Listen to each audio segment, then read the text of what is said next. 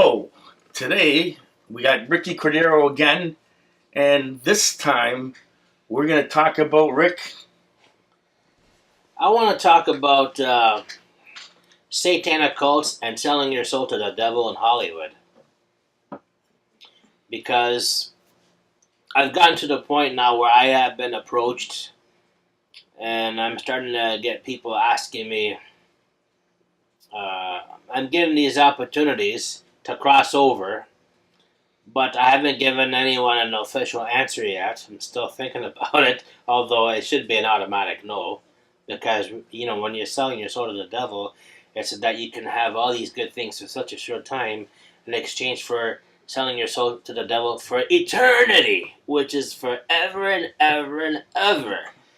So It's a never-ending contract. yeah.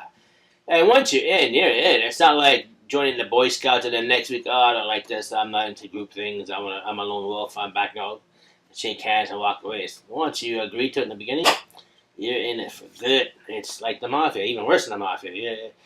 The only way you want to leave, the only way you're going to leave is they'll kill you, but then they'll make it look like it was a suicide, like Anthony Bourdain. Oh, I always found a hanging or a drowning accident, right? Yeah. So the mafia or the demon?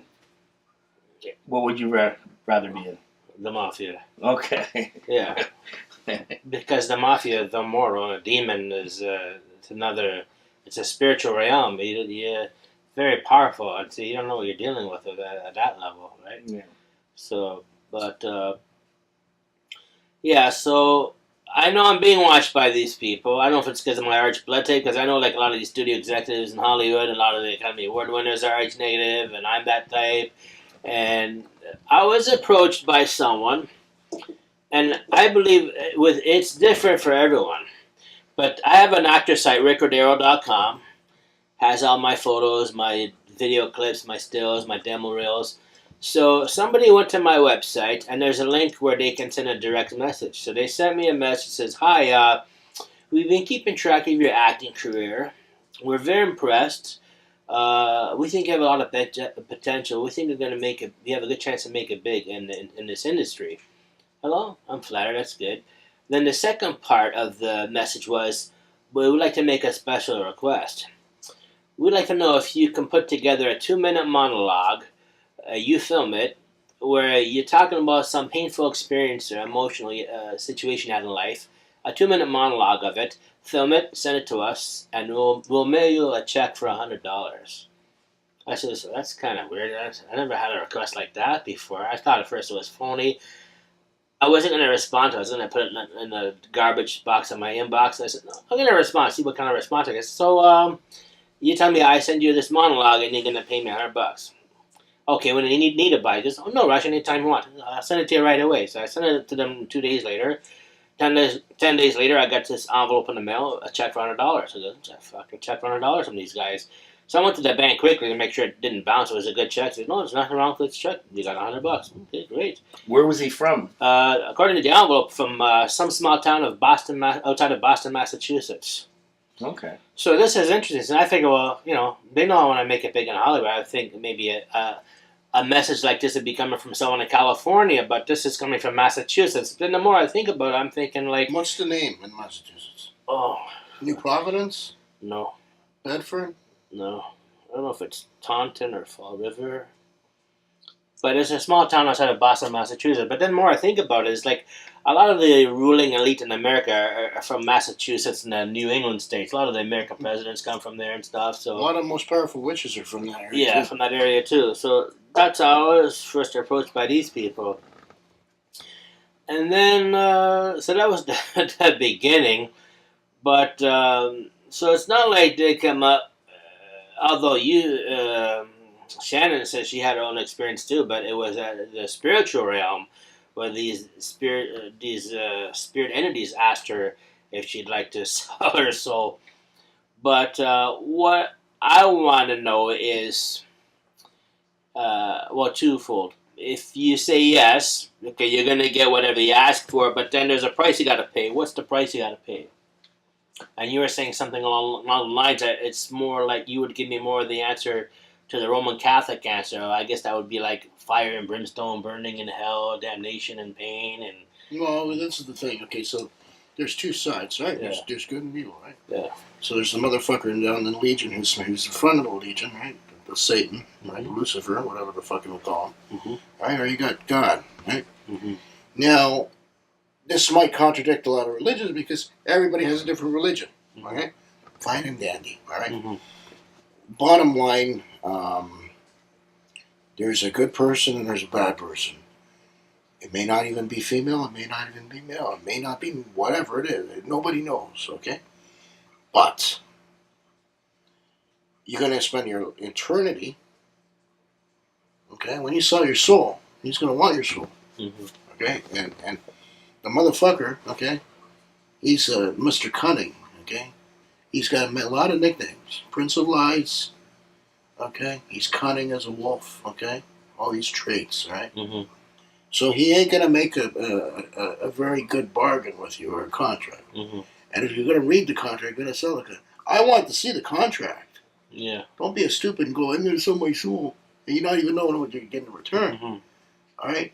First off, when you die, after you sell your soul, all right? You know what happens to your soul?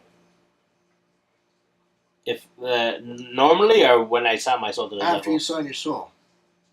Tell me. Okay. Well, you're his. You're his to do the bidding, all right? Yeah. Which usually means you're a lesser demon. Okay? You're not a full-fledged demon, but you're like an entity / monkey demon. Okay? Monkey gremlin. Yeah. You know gremlins? Like, you know, Yeah. There's actual a lot of meaning to the. If you looked up the movie Gremlins, it's done in a funny thing. Yeah. But there's actually a lot of merit to that, right? So you become one of those things. Yeah. For the rest of your eternity. And I heard too that people like the famous celebrities and the rock stars who sell their soul to the devil, and then when all these good things happen, like their careers go through the roof, they get the money, the fame, and the accolades. But then they always feel like they gotta have people around them all the time because they see these demonic spirits around them all the time, and so they get scared. So they like having real people around them just to keep them company because they see these demonic entities around them all the time. After they sell their soul to the devil, it's always around them, and it scares the shit out of them, right? Sure. So I think. Do you think they like humans? I don't know. They hate her. Yeah.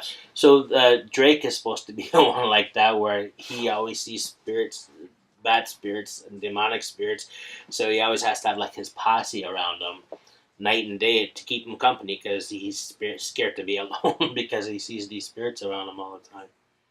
Well, the original war between good and evil, okay, was the angels rebelled against God because they hated our guts, humans, okay, because God gave us dominion over them, okay. They were jealous. And they're fucking jealous, rebellious, right?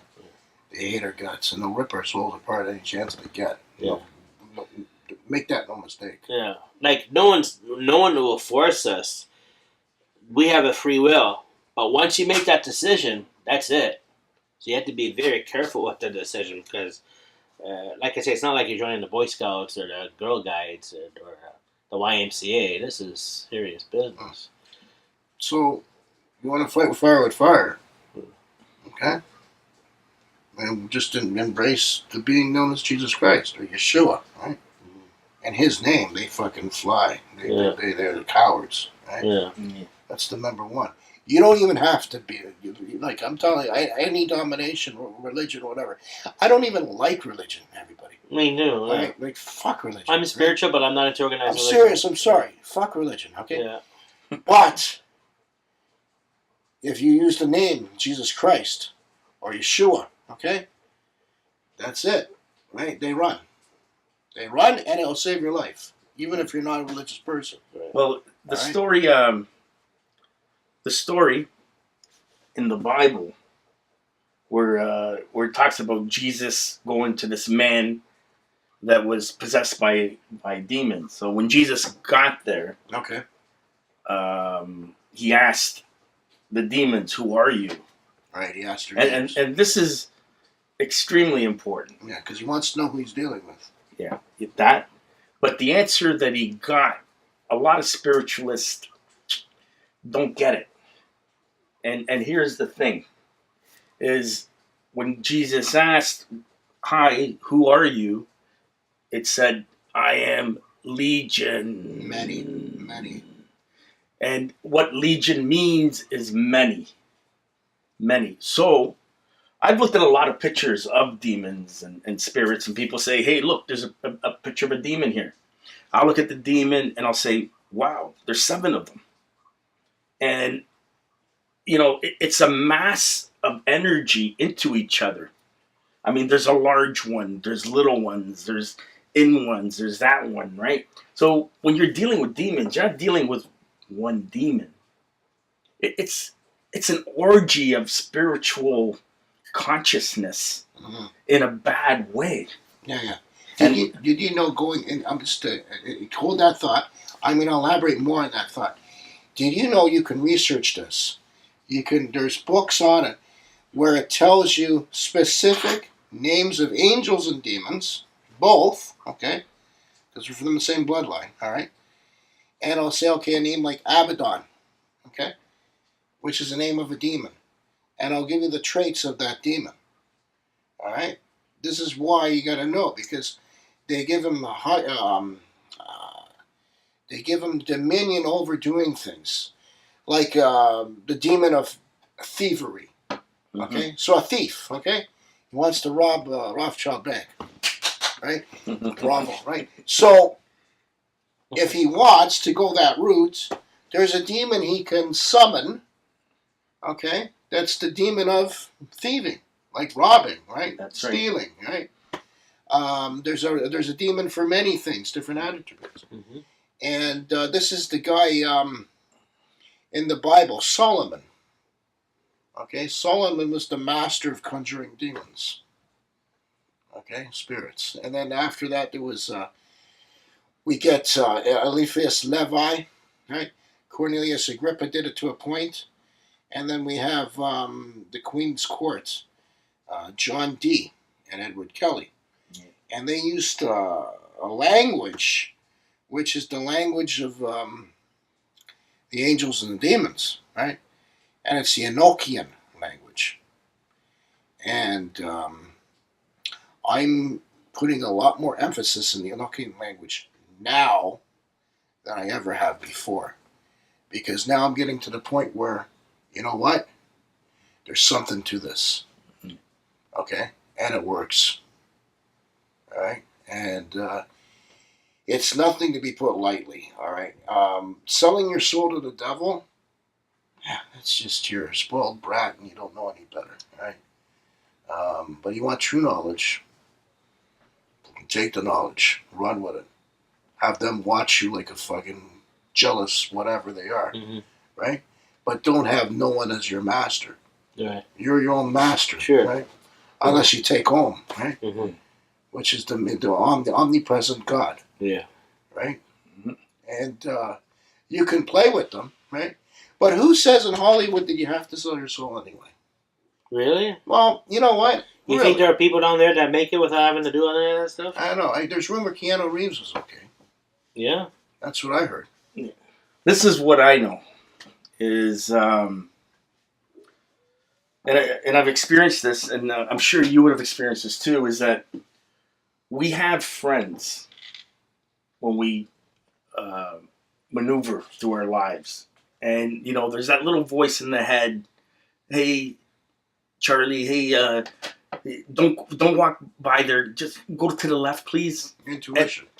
And then you got that other voice too, right? And then when you want to achieve something, right? I heard we each have 144 spirit friends that follow us everywhere we go.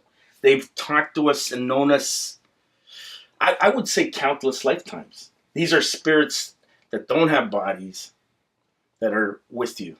Good spirits? Well, here's the thing. Neutral. It could be, they could go either way. Here's the thing. Yeah. And Jimmy, you talked about it, where you said you came up with the spirit of thievery. Now, there's a spirit. There's spirits around you that are excellent thieves. If you want to steal, there's a spirit of thief. That's how you do it. Now, me, a type of guy that I am, I always summon the spirit of sexiness or the spirit of youth, right? And those are spirits that I'll use, or the spirit of immortality, or the spirit of power, right? Let's say I come across an event, and you need extraordinary strength, and I know I don't have that strength. Now I could summon my friends and say, "Hey, help me," right? And the demon, well, we can call them demons, but I'm going to call them friends. I'm going to say, my friend with the greatest strength, come to me and help me lift this car and save this child that's underneath it. And try that with God.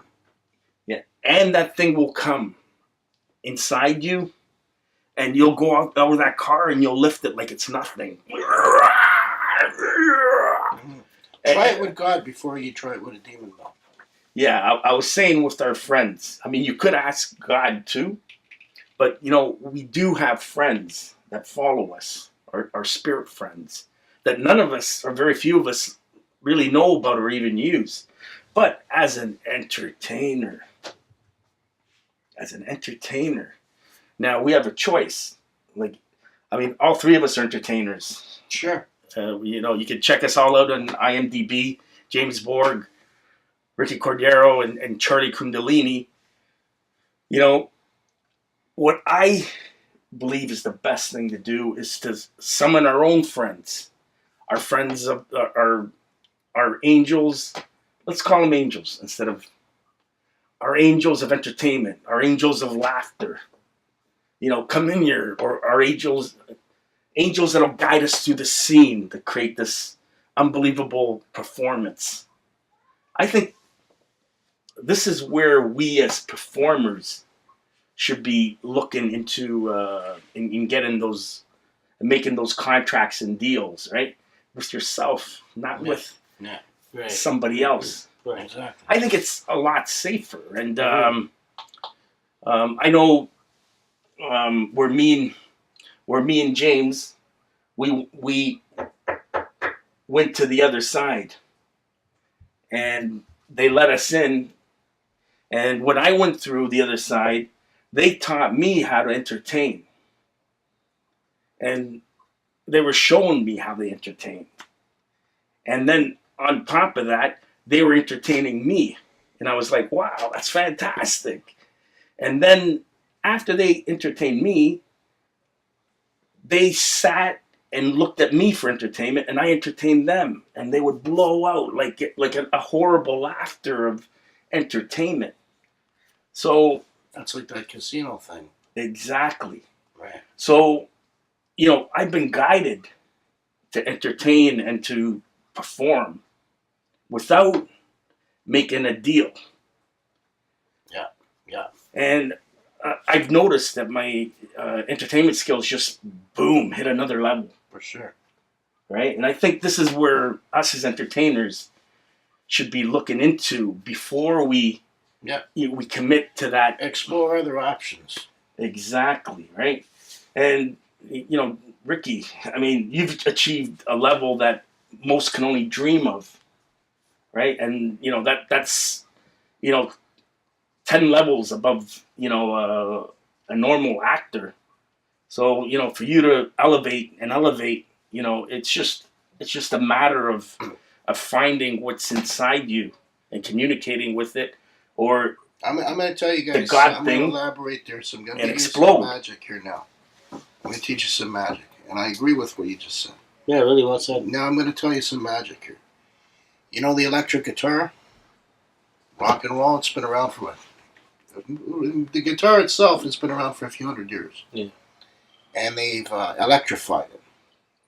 And right now in music, that's the instrument to be played with prestige and high esteem. Okay? But let me tell you another instrument that'll blow the shit out of the guitar. And this is a new innovation. If you were to take the bagpipes and electrify the bagpipes, Ooh, ay, ay, ay. It's going to blow the shit out of everything, including the guitar. You just innovated something. You took an old thing and you changed it and you created something magnificent. And you made it a frequency. Sound is frequency. Okay, you made it something better. So what Charlie's trying to say is, you don't have to do what they tell you to do.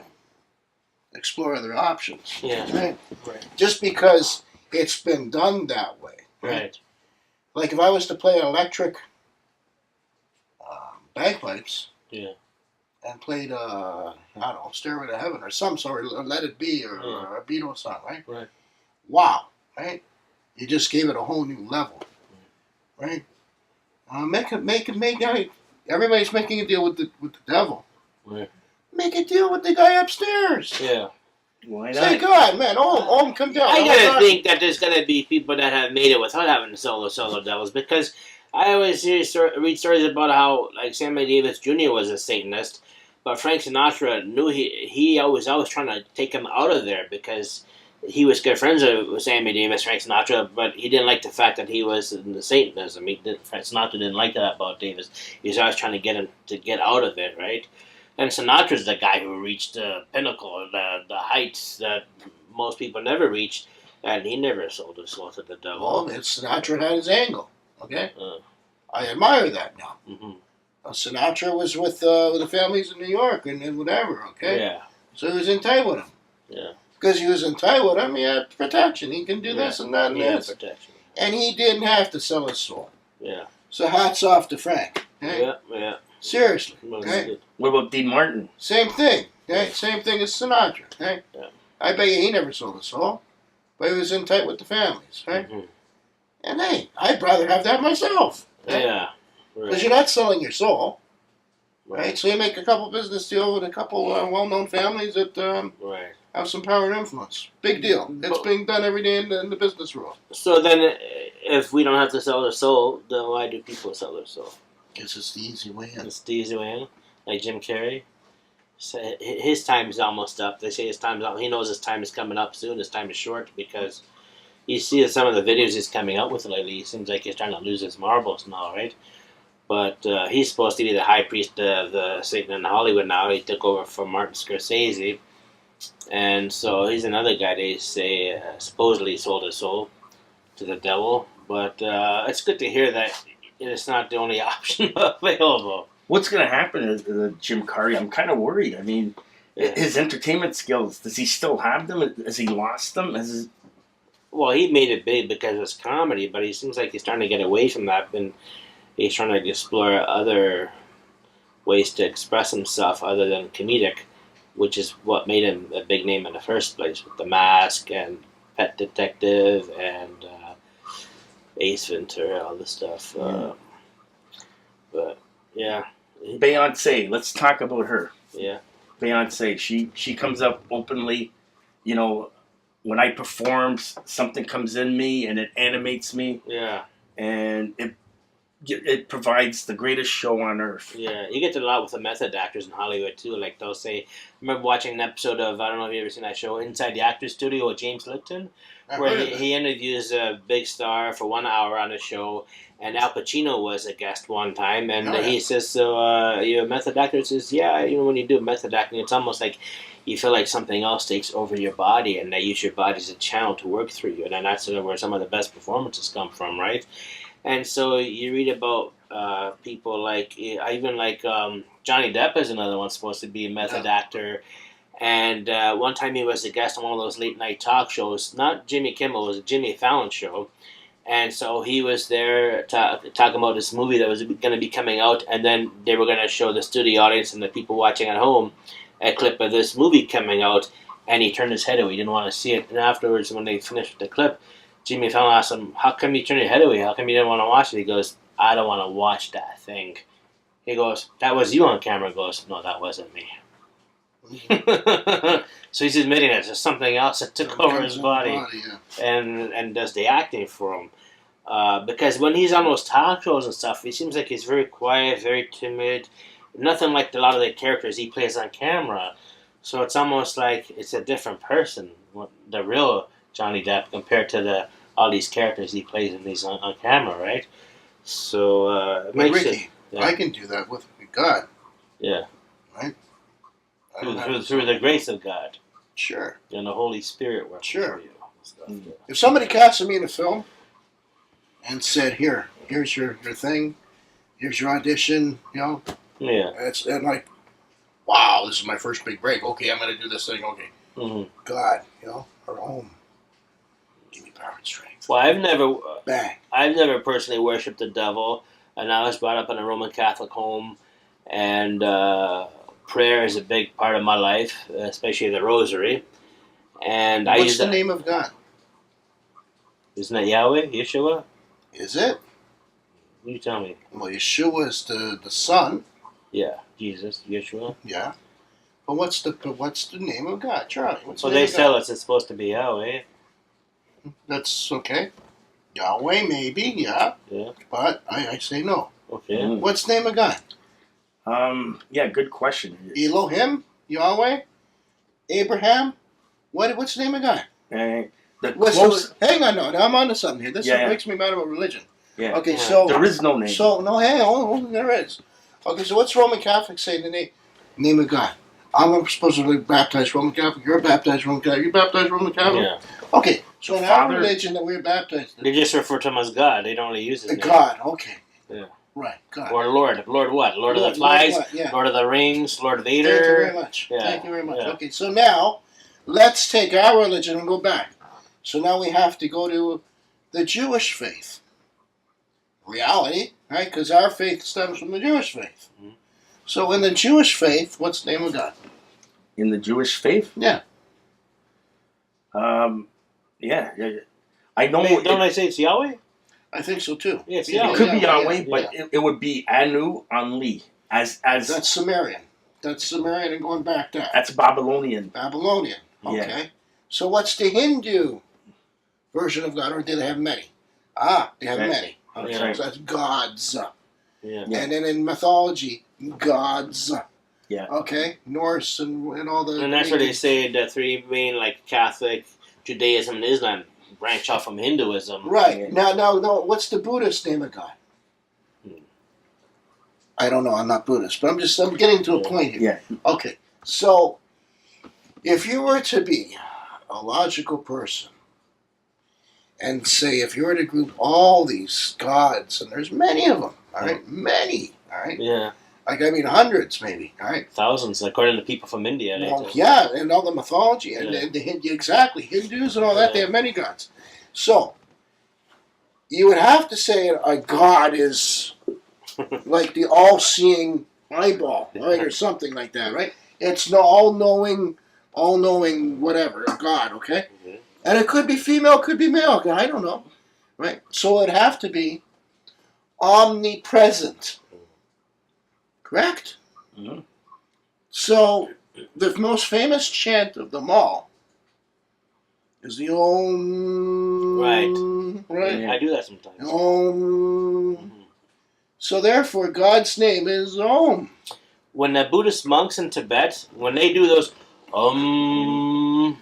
the pillars holding up a temple, they start to vibrate. Resonance. Let's do that. Let's do that right now. Let's. Yeah.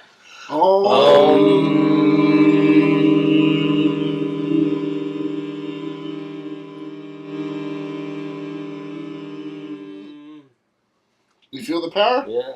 That's good. Yeah. Yeah. So don't sell your soul. Talk to Gollum. Yeah. Well, up to now, prayer is a big part of my life. I never sold my soul. I don't worship the devil. I pray to God. I pray the Rosary. I read the Bible. And I even heard there's actors that meditate before their skits and their meditate what? Well, before I don't know the names of these actors and actresses. I know there's a lot of female. Meditate to God or meditate to the devil? Meditate to God. Yeah, right? Okay, yeah. I remember some of the famous film stars. That renews my faith in the industry. Then. No, seriously. Before their, before your day of shooting. Okay, you go to the film studios and you got a few minutes to, think your lines or whatever after you got the makeup on, right? And they take 10 minutes out and they meditate. Yeah. Right. That's the time. And then next thing you know, they're rocking their lines. It's like, first take, second take, perfect. One of the reasons why I became an actress is so I want to reach that level. And then when I hear more and more that these people have had to sell their soul, it started dampened my enthusiasm for the craft. I gotta go through that shit to be. It's like, do I really want to continue with this? But hearing today that it's not the only way, you can actually make it with God on your side. Why not? You know, because they make it sound like Hollywood's all Satan and it's all devil and there's nobody there that's God loving there, and you got to drink blood and eat human feces and stuff. Look, and join all I'm these gonna be cults honest, okay? If I make it out there, I'm there with the Satanist and everything else, okay?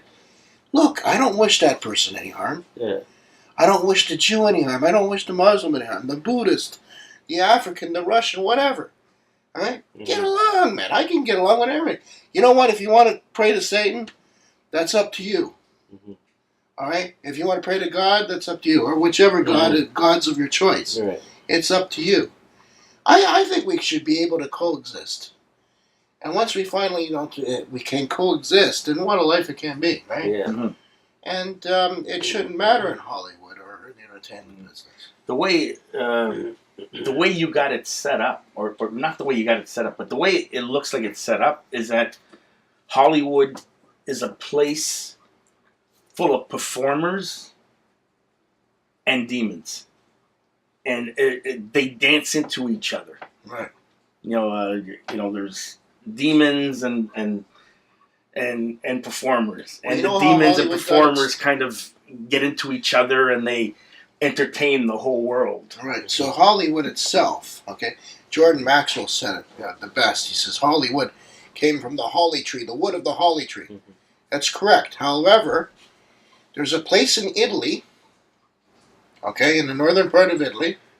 I think it's close to Rome, like 26. Where the St. Galgano Chapel is, with that real sword in the stone is. Somewhere near there, yeah. There's a lake, and the original sacrifices were done there, and it was called Hollywood, right? And that's where they got the name Hollywood. Interesting. And also Holywood. Hollywood, yes. Hollywood. Hollywood. Yes. What that means is that Hollywood is the third... Like the magic wand. Yeah. It's the third testament. Hollywood movies is the third testament in the Bible. Instead of it being written, it's in Hollywood films. You look at movies like Clockwork Orange or like Star Wars. That is the third testament. The Shining. Mm-hmm. Yeah, well, those are pretty malevolent movies, though, right? Clockwork Orange. Yeah. It's encouraging people to go beat up homeless people. Come on. Yeah. I mean, it is a little bit of a, how do you call it, a weird type of film, but that is, how do you call it, the third testament of the Bible. It's Hollywood movies. It's that's what they're telling us. They're not writing the chapter. They're showing us the chapter. Showing, yeah. And for your record, by the way, the very first films, okay, made, which were the silents, right? The silent movies, right? The films are deteriorating, okay? So they do not last forever, all right? Well, don't they then digitize them? They haven't been able to. Their very first silent movies, a lot of it's been destroyed for various reasons, right? So that's why they made that history, the archives there, where this movie's been archived, right? Mm-hmm. I forgot what it's called, the National Institute for something. Yeah. Where they take a movie like Wizard of Oz. Like Wizard of Oz is in that one, right? Where it's in that National Film Academy, right? Archive. But unless it's been done that way to preserve it, they're losing a lot of movies. Yeah, absolutely, because they don't have the equipment to show the movie or to run the movie like they do today, right? So those early films. It's like the VHS tape. Like, okay, I've done some. And that was in our lifetime. It's in our lifetime in the 80s. VHS tapes were famous, right? And So what happens that they're saying it only lasts so many years. After so many times you play it, two things can happen: that the tape can erode, or the tape can break. Right? Yeah. So if they don't digitize it, then the film is gone. Yeah. It becomes unseeable. Right. Yeah. Right. And then if we have an all-out nuclear war and everything gets destroyed and we have to start all over again, the new civilization will have none of that, even if it was digitized, because they're saying, like, if we have a World War III, then the World War IV is going to be fought with sticks and stones, right? So they're not going to have the technology to watch all the digitized stuff, because we'd have to start all over again. So who knows? Like, because, you know, they say that we've gone up and down throughout our history with our civilizations. Advancements. So who knows what was before? Maybe they made movies before in other eras. Well, I think you're right, because I'll tell you what they did find. They found in Europe somewhere in the ocean, they found a cell phone. And this was about 6 or 7 years ago. Mm-hmm. And the cell phone they found was equivalent to one of the first versions of cell phones like we had in the 1990s, the big bulky style ones, right? That weighed like 4 or 5 pounds. Yeah. Now they found one of those cell phones, but the language that was on the dials was an unknown language. Right. But it's a cell phone. Right. Right? An early version cell phone, but one that's from 4,000 or 5,000 years ago. Yeah. Yeah. And this is what happens, right? And I'm going to tell you, it happens is because it's in the fossil records. Right. It's in the land, right? Yeah. Let's look at the pyramids, for example. When those pyramids were built 15,000 years ago, or 16 or 30, up to 15 to 16,000 years ago, you couldn't have built that if that was a desert. So that had to be a green, plush area. How can people survive in a desert? Yeah. You can't survive and build that. Exactly. It's impossible. Yeah.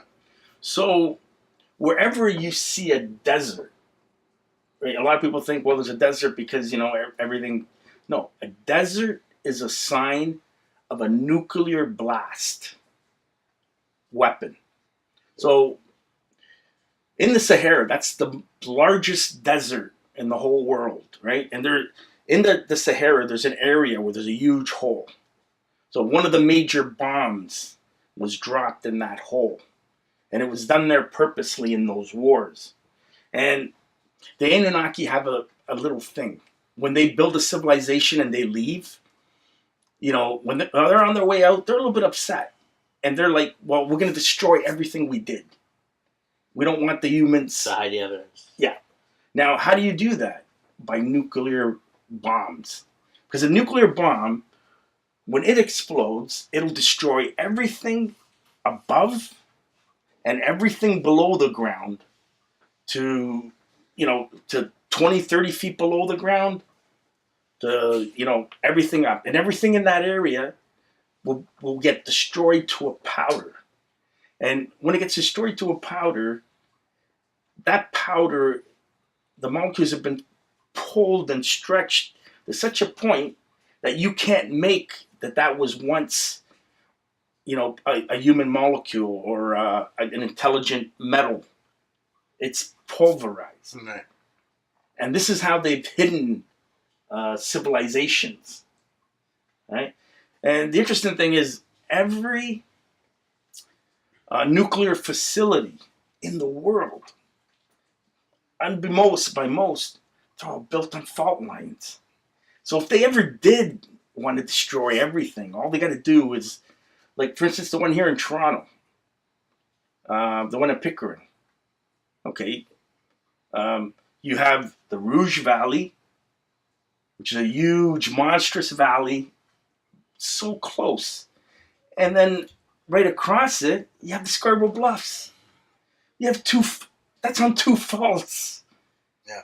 So if they ever hit that. And you're absolutely right. I've been noticing that about nuclear power plants all over the world. Right? It's on fault lines. Yeah. Yeah. It's purposely built. Like it's an evil. This is the evil in society. Okay? Why would you do that? Well, that's why I don't like science too much too, because it's like it's evil. right? They're not doing anything for the benevolence of humanity, right? Yeah. Science should be looking for cures to cancer, cures for this and that and this. They probably have them, but they don't want to release them. It's the money thing. And if they do anything, it's always going to DARPA as a weapon. Okay? Right? Yeah, and it's also like how you're saying how the Anunnaki, before they leave, they want to set off a nuclear blast to kind of like destroy everything and not leave a trace. The other thing that happens too is over the years with all these wars, that's the history of mankind is wars. The winners of wars always change the history books. That's right. So God knows how much has been lost because of the losers of the war. Their stuff gets say. They have no say. So it gets erased from the history books. Yeah. And so instead of evolving and growing, we're devolving or going down the wrong way. That's why Charlie's always saying about the Anunnaki. Anunnaki this, Anunnaki that. Okay, so where's the Palladian version of everything? Yeah. The Plazaran The Palladian story. The Palladian story. Where is it, right? Yeah, where is it? Very little people know, right? So it's buried underneath the Vatican archives, and the Rothschilds have it hidden Probably. somewhere. It's Yeah. very, very possible. But here's the interesting thing: is a lot of people don't know that, in the Anunnaki family, what Anunnaki means is it's an enhanced royal genetics of a particular family. That is Anunnaki, and their stock contains. I would say they do contain Palladian stock. And I would say they have reptilian stock, Nordic stock, right? So one brother was more of the reptilian stock, and the other brother was more of the Palladian stock. And the dad sided with the reptilian side, and apparently there was a war between the two sides, right? Enlil and Enki? Enlil and Enki were the two sons. So Enki, that book I brought, The Bloodlines of the Gods, it talks about that. Yeah, Enki is Palladian Nordic. Yeah. And in the Garden of Edens, he was supposed to be the Lucifer, right? Because why was he the Lucifer? Because, number one, he was Nordic. So his skin was very, very white and he was lit. So apparently he was the Lucifer. And in the Garden of Eden, Adam and Eve were clones. They couldn't mate. So he went over there, drugged Eve, who drugged Adam, went in there, operated on Eve, connected the genetics, that's right, and made her fertile. And then he went to Adam and did the same thing, connected the DNA, made him fertile. From the rib. That's how we created Adam. Yeah. From the DNA of the rib, and a rhesus monkey. So a rhesus monkey was part of the genetic on the female side.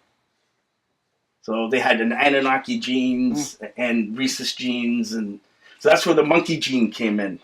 Mm-hmm. A lot of people don't know that, but in the Anunnaki story, RH-positive bloodlines. RH-positive bloodline came from the Eve side, which had a little bit of monkey in it. Right? Wow. Yeah. So there's reptilian and there's Nordic Palladian, and the Nordic Palladian were the Gentiles, and the Only side were the Hebrews. Right, so the two brothers, the Gentiles were the Nordics or the Palladians, and the Hebrew were the Only, the Only side. Yeah. Right, and The reptilian side. It could be possible. Yeah. I don't want to say it because people might.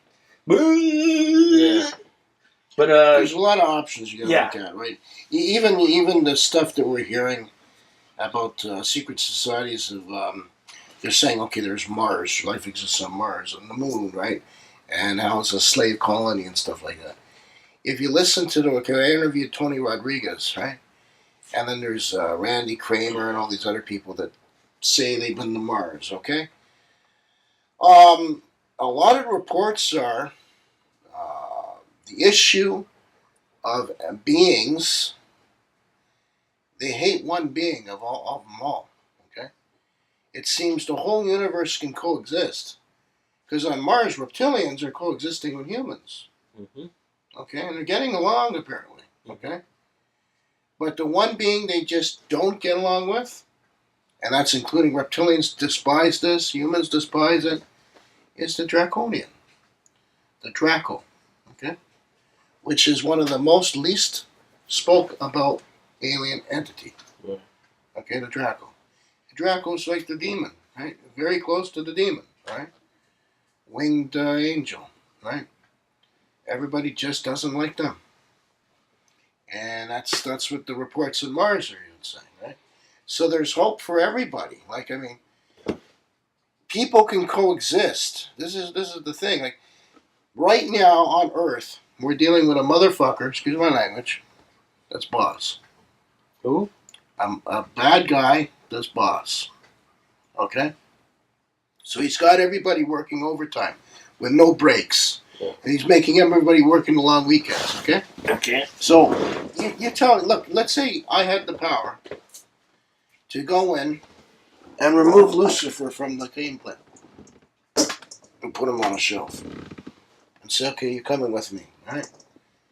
Now, who's running the shop? Who's running the planet? Mm-hmm. Demons are going to go, oh, fuck, where's the boss? Hey, the boss ain't here. Hey, fuck, Charlie. Let's play hooky from work. Boss ain't here, man. Right? Everybody's having a holiday now. Right? Next thing you know, everyone's having a party. Right? The boss ain't here. Right? It's just one entity controlling everything. But he's a badass entity. That's the thing I'm saying. If you take, this is the whole thing about the capstone. Mm-hmm. You remove the who's on the capstone? Well, right now it's Saint. That's Lucifer. Mm-hmm. You remove that capstone. Maybe that's what they're trying to show us. That it's missing the capstone.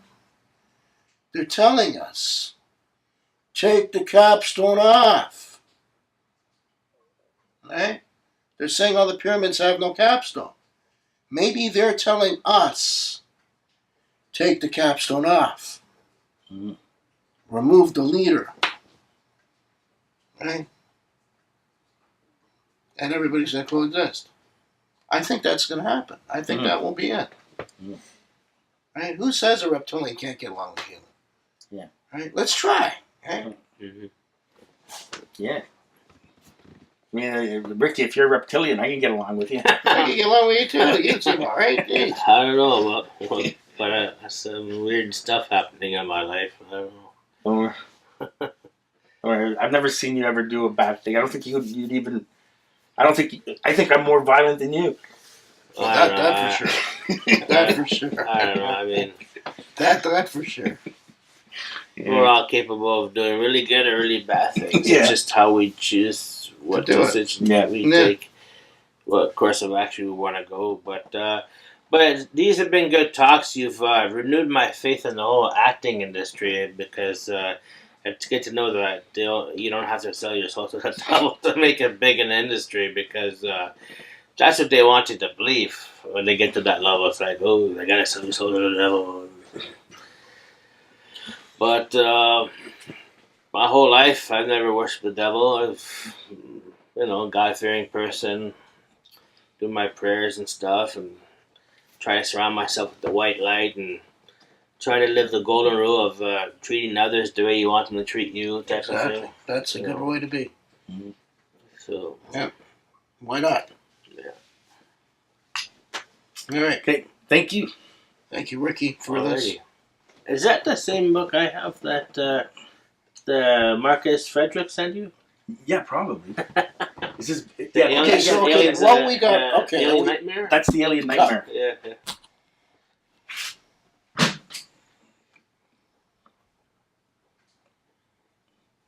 Yeah, this is all good. This is all good stuff.